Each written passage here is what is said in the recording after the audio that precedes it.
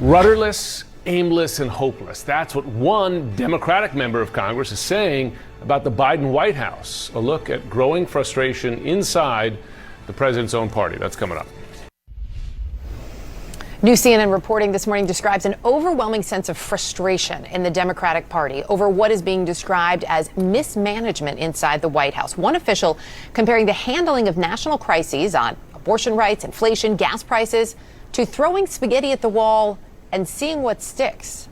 Well, it was a bunch. So if you remember, the Dobbs decision came on a Friday morning. It was the Monday following that. They had a number of celebrities and activists and influencer types on a Zoom call with a couple of Biden aides. And what came out of it, especially from actresses Deborah Messing and Alyssa Milano was also part of this, saying, we voted to get Joe Biden in office. We did all the things we were supposed to do. Why aren't you doing more? Why are we just getting fundraising texts? What's the point of any of this? And the White House, as well as a lot of other Democratic officials, are trying to push back on that sense. It's coming into a lot of core Democratic voters that they just can't get anything done.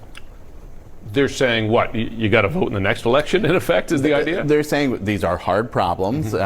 Think about the hole that Joe Biden came in with, and that it takes a long time to fix these things. Yeah. They're also saying that, yes, the Democrats have control of the House and the Senate, but the filibuster is still there. They're still having trouble lining up the margins that do exist. And it's not like Joe Biden has the power, as a couple of his aides put it to me, to be like a dictator or a tyrant, to just say what he wants to do. And they're saying he purposely is acting differently from how Donald Trump did. Well, it took years for Republicans to in effect, take control of the Supreme Court on this issue. Successful effort from their perspective. Well, look, I think the feeling in the Democratic Party, obviously, as Isaac said, I think there's a recognition that Biden, came into a difficult situation. But I think the risk he faces is a growing sense that he is a man out of time, as I wrote, that while he was the right candidate to beat Trump, he may be the wrong leader to combat Trumpism.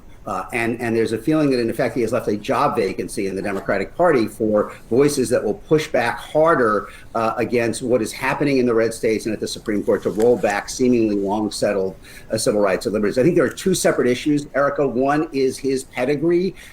He is someone who was elected to the Senate in 1972. He is shaped by Washington. It was clubbier and more cooperative. His first instinct is always to uphold the old rules, whether that's the filibuster or not criticizing the Supreme Court too harshly.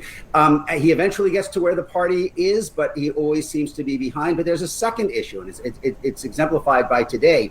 Biden's political strategy was to try to mute these kind of cultural polarizing issues and focus on lunch bucket, kitchen table concerns. Like, he's never happier than he is today, appearing before a union hall in Cleveland, talking about pension benefits. That's what he wanted his presidency to be. Instead, he is president while these rights are being threatened. And as one activist said to me, you go to war with the Republican Party you have, not the Republican Party you want, channeling Donald Rumsfeld. And it's not clear that Biden has made that transition. His remarks come as members of his own party and key supporters are getting more frustrated. They're questioning if the White House can muster the urgency to deal with huge challenges, from the economy to the Supreme Court overturning Roe v. Wade. And the rattled confidence is widespread. A Monmouth poll just found 88% of Americans think the U.S. is on the wrong track. That's an all-time low. And the respondents' top concern? Inflation. So does reality back up this bleak view?